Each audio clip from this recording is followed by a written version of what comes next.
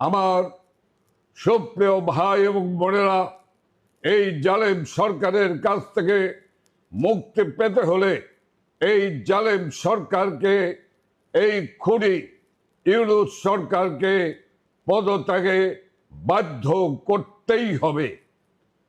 আমির সংগ্রামরত সকল সহকর্মী যোদ্ধাদেরকে বলবো, আমাদের এই সংগ্রাম চালিয়ে যেতে হবে।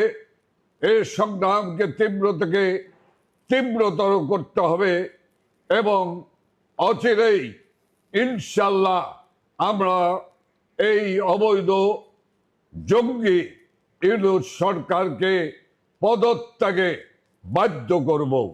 লড়াই এই ইউনূস সরকারকে স্টেপ ডাউন না করা পর্যন্ত আমাদের চলবেই, সংগ্রাম চলছে এবং চলবে।